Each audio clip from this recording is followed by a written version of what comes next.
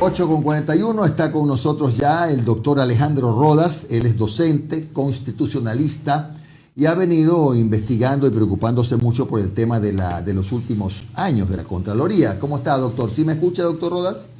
Claro y fuerte, estimado Jimmy. Muy buenos días. Gracias, doctor. A ver, ¿qué tal si vamos desde lo más reciente? ¿Qué opinión le merece a usted la declaración de la Contralora encargada del encargo de la Contraloría, no sé cómo decirlo, la doctora, no quiero cambiarle el nombre, doctora Valentina Zárate, respecto de que presuntamente el incendio de la Contraloría no empezó desde afuera, o sea, no fueron bombas Molotov, sino que empezó desde adentro? ¿Usted ha podido investigar el tema? ¿Qué opina? Claro que sí. Primero que nada, agradezco mucho por la oportunidad de este espacio, estimado Jimmy, y a las personas que le acompañan a usted.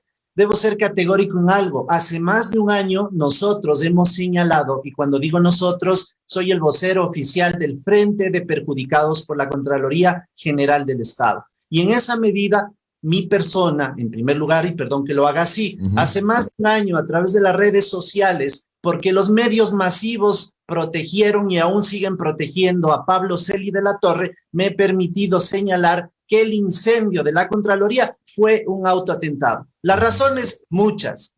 Los antitecnicismos en el desvanecimiento de glosas millonarias, la falta de juricidad, de legalidad en los procedimientos administrativos dejan la fiel muestra de que todo estuvo mal hecho. Y era más fácil en un contexto difícil, tomando en cuenta algo que también me he permitido decir.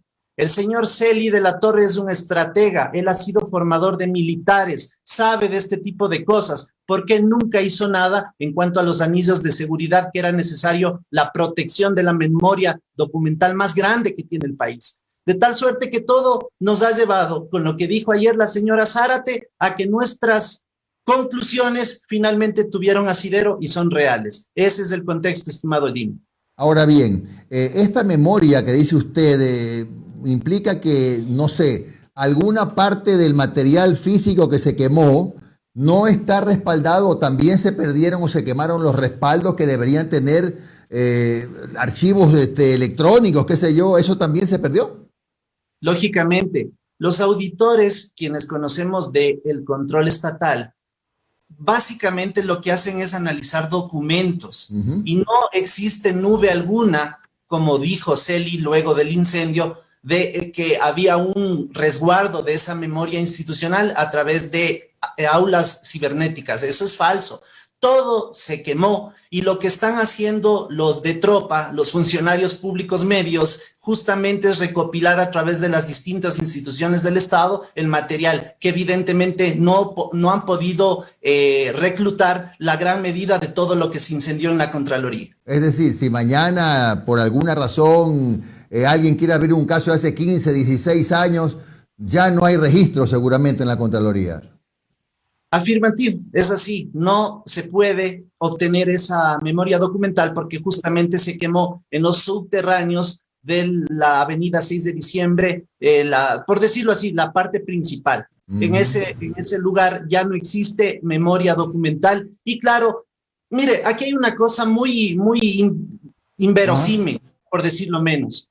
Hicieron un mapa funcionarios de dónde estaban las glosas más altas en la dirección de responsabilidades. Y paradójicamente ahí fue donde se hizo el incendio más fuerte. Hubieron detonaciones. La empresa Mafre, que es la reaseguradora, en su informe no iba, y escuchen con atención ecuatorianos, no iba a reasegurar el edificio. Fueron presiones políticas de Celi y del jefe de gobierno, del señor Moreno, cuyo hermano también es funcionario de Contraloría, quienes presionaron para que la Superintendencia de Compañías se pronuncie y dé el aval para que se reasegure el edificio. No existía el sustento técnico y mucho menos jurídico, claro. Algo gravísimo. Doctor, pero dígame una cosa, hay un informe, me imagino, pericial, yo no soy técnico en la materia, de los bomberos, que debe decir, bueno, detectamos que efectivamente el incendio se inició adentro, en tal parte. ¿Existe ese informe? ¿Qué dice ese informe?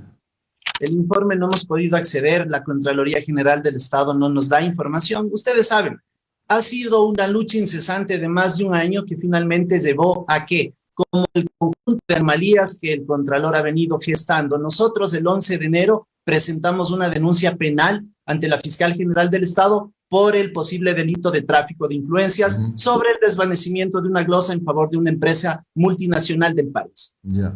Ahora, ¿cuántos, de acuerdo a lo que usted ha investigado durante todo este año, cuántos millones de dólares en glosas habrían sido desvanecidos durante la administración del Contralor encargado?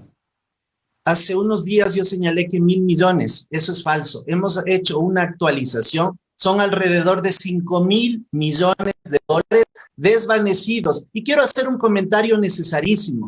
Solidarizarme con la ciudadanía, nos han subido el combustible, nos han subido la gasolina, nos han subido los pasajes, han hecho lo que han querido y finalmente no se han dado cuenta que el desvanecimiento de glosas finalmente es un perjuicio al erario público y por lo tanto a la gente que más necesita en este país. 5.000 millones de dólares se pudieron haber hecho hospitales, camas de asistencia UCI y demás cosas que en relación a la pandemia son fundamentales hoy por hoy. 5.000 millones, Doctor, asombroso. Muy buenos días, le saludo a Omar Jaén. Querido Omar, un excelente día, gracias. ¿Cómo ha estado, doctor? Muchísimas gracias por atendernos. Doctor, hay que jugar al abogado del diablo también. Hay que aceptar que durante octubre de 2019 hubo vándalos que ingresaron a Contraloría. Indistintamente de quién los haya mandado, hubo vándalos. ¿Qué postura tienen ustedes ante la presencia de esas personas dentro del edificio? Le voy a responder de la siguiente forma. Yo he sido dirigente estudiantil. Esta protesta legítima ejercida desde la perspectiva del control social para mí no es nueva. La he hecho como universitario, la he hecho como estudiante de colegio y nosotros a lo mucho y cuando más hacemos bombas Molotov como una forma de protesta.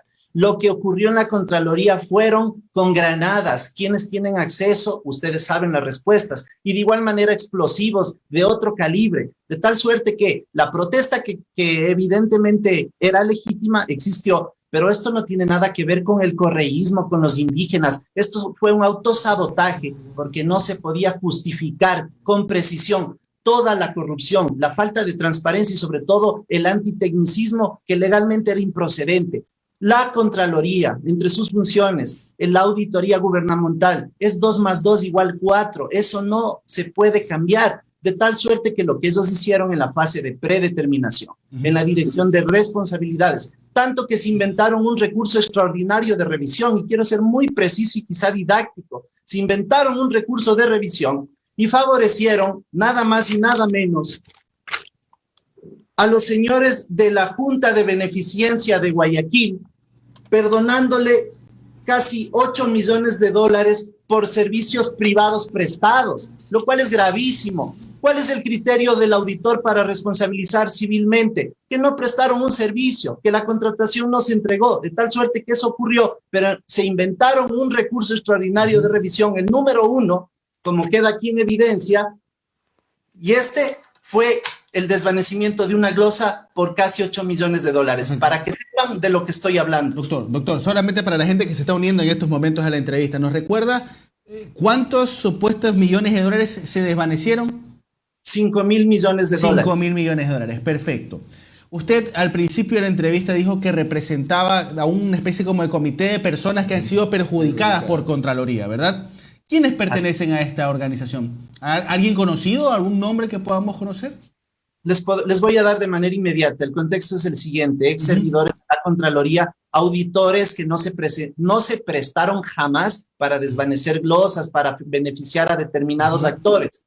Ex funcionarios públicos en términos generales de todas las funciones del Estado que se han visto perseguidos, que se han visto observados administrativa, civil e incluso penalmente de manera ilegal e ilegítima. Finalmente, varios ex empresarios, digo ex porque quebraron sus empresas precisamente por esas glosas millonarias que le han perjudicado la vida y a sus familias y demás. Todo lo que ha ocurrido alrededor del señor Pablo Celi de la Torre ha sido una persecución sistémica. No es un comentario político el que voy a hacer en este momento, sino real. Aquellos funcionarios públicos de la década anterior, prácticamente que fueron del correísmo, se dedicó a fustigar de manera indebida, de manera persecutora, funcionó para este gobierno como una pieza clave y en esa medida creo que la gente hoy por hoy vislumbra una realidad. La Contraloría es un ente corrupto, podrido, no existe directivo que se salve y en eso sí quiero ser muy categórico. Doctor, ¿cuáles son las vías para actualmente, bueno, ya se está investigando a Celi, vamos a ver si progresa el tema, pero ¿qué hacer en estos momentos con Contraloría? ¿Cuál es la vía? ¿Qué tiene que hacer el Consejo de Participación Ciudadana? No sé, acuérdense que tenemos este candado que dejó el Trujillato a través de la Corte Constitucional. ¿Qué se tiene que hacer? ¿Qué se puede hacer con Contraloría? Si el poder es preciso y toma en cuenta las voces de las personas que ejercemos control social, que estudiamos algo de derecho, no existe candado constitucional, eso dejemos de lado. El candado constitucional fue a Pablo Celi de la Torre, al nombre, no al concepto per se. El Contralor, como tal, ese concepto está vacante. La primera autoridad, el ente de control, debe entrar a una fase de méritos y oposición, que la persona que va al final del programa de ustedes, Juan José Dávalos, vocal del Consejo, a quien le tengo un profundo aprecio porque es una persona que sabe lo que tiene que hacer, pero el problema es que es un cuerpo colegiado y en ese cuerpo colegiado la cabeza funcionaria de Contraloría le está protegiendo a Celi, está dilatando el proceso que deben llevar a cabo con oficios totalmente burocráticos, tratando de retrasar el proceso para elegir a la primera autoridad del ente de control. Ahora, ¿cuál es la recomendación? Que vivazmente tengan la capacidad de reunirse todos y de tomar decisiones en función de los intereses nacionales, no de unos cuantos. Eso es lo que está pasando dentro del Consejo de Participación Ciudadana, quien tiene la obligación, insisto, de llamar a concurso de méritos y oposición y poner por única y exclusiva ocasión a una persona, hombre o mujer, con los quilates bien puestos para en este tiempo que dure el proceso, haga las cosas, porque la señora Zárate es parte de la estructura de Celi y ella también debe ser investigada. Doctor Rodas, entonces no es necesario, según su criterio jurídico, que se genere la renuncia del actual Contralor para que se pueda proceder a su reemplazo. Para nada, no tiene ninguna renuncia. Es más, la nueva Asamblea Nacional debe el primer día sesionar sobre el juicio político en contra de Pablo Celi de la Torre por el incumplimiento evidente de funciones. Y por otro lado, la señora Zárate también debe ser vinculada. Ahora queda en la cancha del Consejo de Participación Ciudadana llamar al concurso y dejar de ver excusitas. Por un lado, que a muchos les puede sonar a una forma de cuidar el puesto, supuestamente con ese candado constitucional, pero por otro lado, la falta de voluntad política. Es una voluntad política la que debe existir en el seno del cuerpo colegiado del Consejo, que evidentemente no hay. Doctor, aquí nos escribe en Facebook el señor Walter Elías Llerena. Dice, por favor, ayuda con el número del señor entrevistado. Yo también soy perjudicado por una de estas auditorías mañosas de Contraloría y me gustaría saber, quizás algún contacto para personas que se sientan afectados por estos temas de las glosas.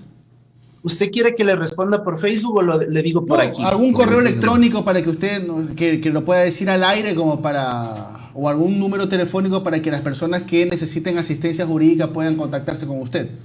Claro que sí, mi número es el 096-90-55945, mi número personal y yo derivo los temas a los distintos abogados que estamos acá. Perfecto, entonces ya ahí queda grabado para el señor Walter Elías Llerena que estaba escribiéndonos en Facebook. Sí. No, ya era, bueno. Sí. Doctor Rodas, ¿tiene un correo electrónico también, por favor, para que le puedan escribir? Quizás es un poco más fácil que el número de WhatsApp. Claro que sí. El correo electrónico es alerodcol08@gmail.com. Bien, muchas gracias al doctor Alejandro Rodas, docente constitucionalista y que preside pues, un frente de perjudicados por la Contraloría General del Estado. Que tenga usted un buen día, doctor, muy amable. Muchas gracias. Si me permite un minuto nada más. Por favor, sí. ¿Cómo no? Es fundamental que se sepa qué se hizo con las losas que dejó el ex contralor Carlos Polit Fagioni. Y les puedo decir, desvanecer el señor Pablo Celi de la Torre. El trabajo, bien o mal, hecho por el ex contralor Polit no fue nefasto como el actual. Y por otro lado, el metro de Quito, hecho por Odebrecht. De igual manera, la Contraloría General del Estado al respecto no ha hecho absolutamente nada. Y además, el señor alcalde que estuvo 20 años en funciones en Guayaquil, parece ser que ni siquiera un celular se ha perdido. Esas incógnitas deben ser develadas por la Contraloría General del Estado y ojalá el titular tenga el interés y la autonomía para hacerlo. Ya debemos acabar con esa innecesaria protección a las mafias que dominan este país. Muchas gracias, doctor Alejandro Rodas, por estos minutos de su tiempo. Un abrazo.